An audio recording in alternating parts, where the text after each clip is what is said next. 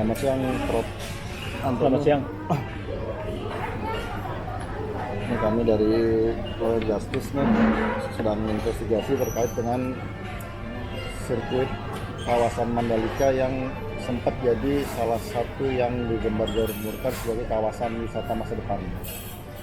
Faktanya kemarin waktu RDP dengan DPR, ternyata pertama selain rugi, mereka juga meninggalkan utang yang cukup besar lah, 4,sekian triliun. Ada bagaimana Prof melihat fenomena ini, Prof? Terutama terkait dengan perencanaan dan pengelolaan dari kawasan ini, sehingga yang katanya bakal jadi ini malah jadi rugi. Iya, terima kasih. Ini kalau kita lihat ini tidak ada transparansi yang cukup ya, bahwa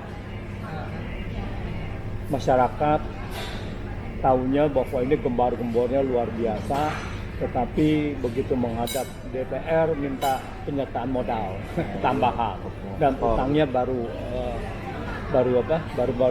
terlihat lah ya, baru terbuka lah ya. Iya, baru terbuka untuk umum. Dan lagi pula juga mengenai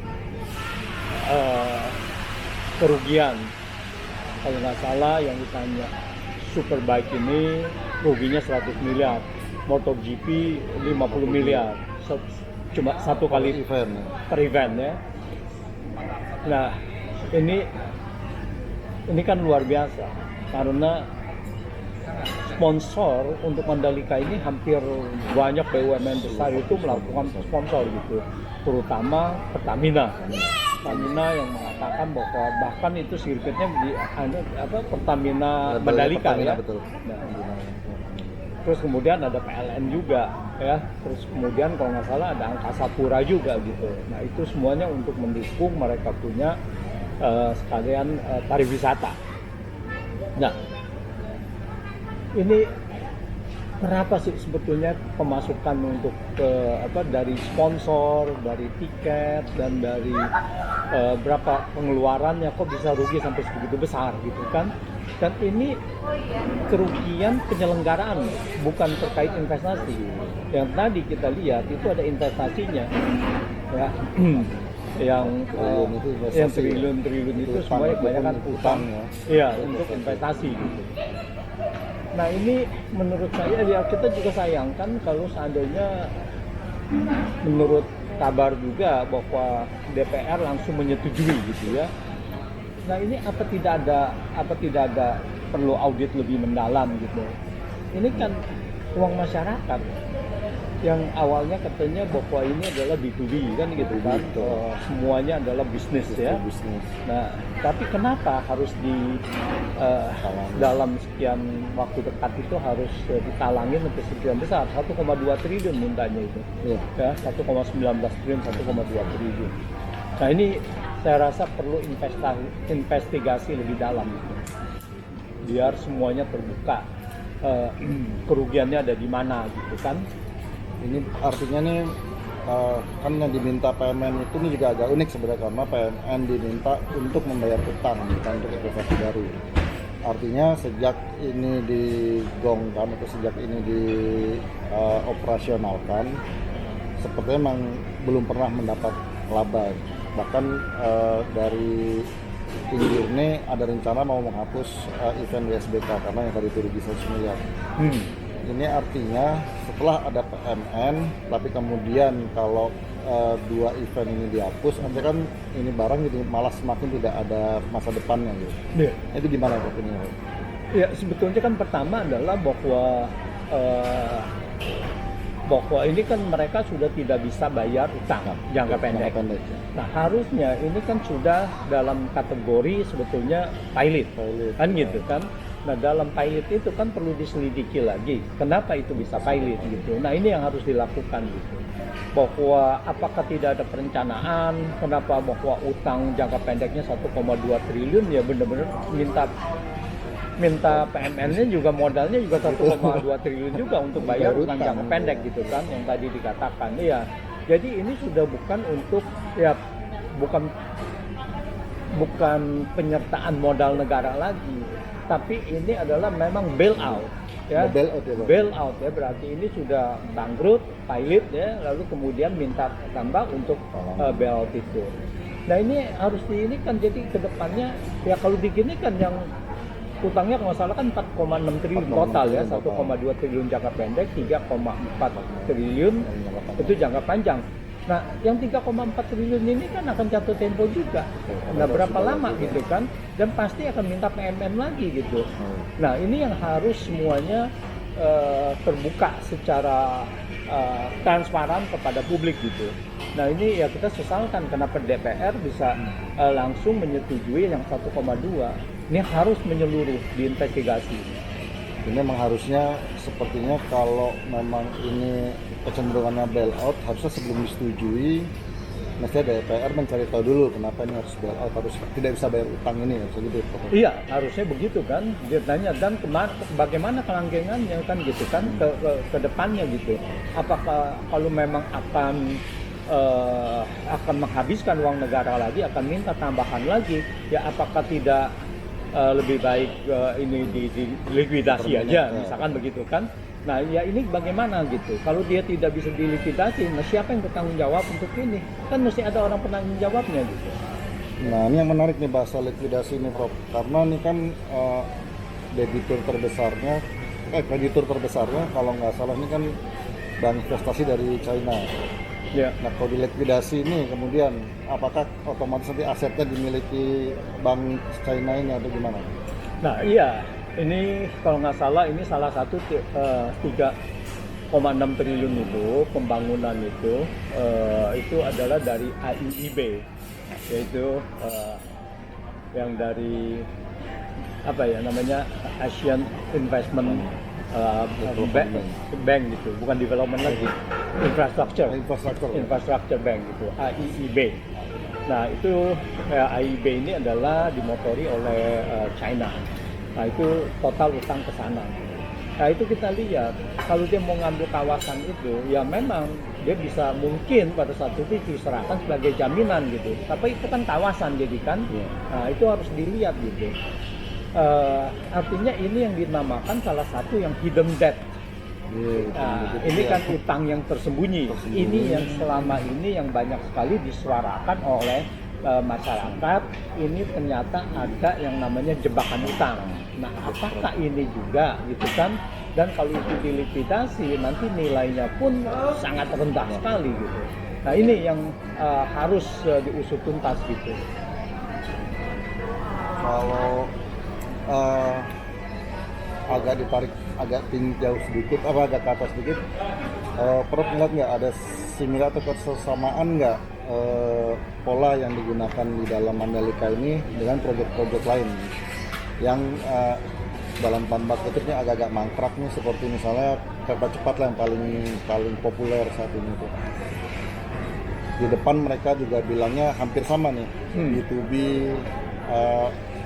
anggarannya tiba-tiba melonjak segala macam, dan juga ada di kemudian hari juga minta ditalangin lagi oleh pemerintah. Nah ini kira-kira sama nggak atau memang ini jadi semacam modus operandi gitu?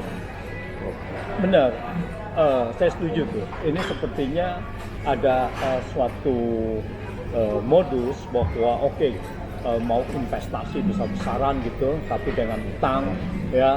Dan kemudian tidak dipelajari dengan baik, bilangnya adalah B2B, tapi akhirnya minta untuk tambahan modal dari negara. Nah ini yang sebetulnya sudah harus dihentikan dan tidak boleh gitu. Dan ya ini termasuk bahwa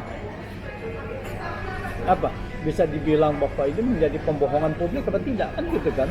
Jadi kenapa dulunya bilang bahwa ini adalah B2B, tetapi kenapa negara di dalam waktu tertentu begitu ada ini harus bayar gitu. Nah ini yang tidak boleh, benar-benar dijalankan karena terjadilah moral hazard di sini ya. Nggak apa-apa, rugi pun nanti negara Nanti negara yang bayar. akan tambahin lagi kan, akan bayar gitu. Nah terus akan begitu gitu. Nah ini yang sebetulnya adalah apakah ada satu kesengajaan dalam arti bahwa ini tidak dilengkapi dengan suatu feasibility study atau apapun gitu ya. Nah, kalau memang itu tidak ada, ya berarti ini benar-benar adalah suatu kesengajaan gitu. Nah, ini yang ya sekali lagi ya perlu diusut tuntas ini, tidak bisa begitu saja. Prof melihat ada potensi atau peluang adanya ada sebuah modus operandi atau kesengajaan. Nah, ini dan juga tadi ada terma hidden debt, utang tersembunyi. Ini kalau ini dikupas semua, apakah ini merupakan hutang yang sudah masuk dalam 7.000 triliun itu, atau ini memang belum muncul dalam utang negara, utang pemerintah itu? Ini di luar, yang 7.000 di luar itu. Iya di luar, yang 7.800 triliun sekian itu adalah resmi yang bukan G2G, artinya ya kata masyarakat juga, SBN dan sebagainya gitu. Artinya yang langsung diambil utangnya oleh negara. Gitu. Nah terus yang kedua adalah utang yang melalui BUMN. Nah BUMN ini yang disebut yang sebetulnya utang tersembunyi. Sebetulnya yang dimaksud dengan utang tersembunyi bukan utangnya itu disembunyikan. Utang itu ada di BUMN tetapi tersembunyi dari negara, tersembunyi dari APBN gitu. Maksudnya adalah tidak termasuk hitungan utang negara itu gitu. Nah kalau itu mereka menjadi masalah, utang tidak bisa dibayar, maka negara yang akan membayarnya. Nah inilah yang dimaksud dengan utang tersembunyi. Nah contohnya yang 1,19 triliun ini, yang 1,2 triliun ini yang dimintakan sebagai pembayaran untuk utang jangka pendek kan gitu kan, yang disebut dengan itu. Nah ini sebenarnya utang, ya kan, yang tersembunyi yang sekarang kalau tidak bisa bayar negara yang wajib menalanginya. Nah ini, dan itu adalah ya, cukup besar ya. Itu ada mungkin sekitar 7.000 triliun lagi atau berapa ya ada kalkulasi itu dari totalnya ya total BUMN aja gitu. Nah itu kalau BUMN tidak bisa bayar maka itu akan menjadi beban pemerintah. Ini ada sebuah diskusi menarik waktu itu, Prof. Salah satu yang saya ingat adalah ada yang membedakan antara B2B, hutang B2B dengan hutang pemerintah, hutang luar negeri tentunya. Dengan hutang pemerintah saat pemerintah berhutang, ini sangat kecil kemungkinan dipilotkan atau aset diambil. Cuman saat B2B, ini sangat membuka peluang untuk perusahaan itu dipilotkan dan kemudian aset diambil. Nah, dalam hal ini hidden debt yang tadi Prof bilang banyak dititip tanda kutip di bank-bank BUMN dan juga di BUMN langsung ya, BUMN karya. Itu sebuah besar peluangnya bahwa akan ada BUMN yang pilot gara-gara hutang tersembunyi gitu. Ya, tidak ada kreditor yang mau memberikan utang yang tidak ada jaminan bahwa itu uangnya dapat kembali. Nah, mereka pertama tahu kalau BUMN itu biasanya adalah pasti negara akan ikut ambil lagi. Nah, negara tidak bisa menjamin, tidak boleh menjamin utang BUMN secara resmi. Tetapi secara praktek itu akan diganti, ya, akan menjadi tanggung jawab dari negara. Nah, dari yang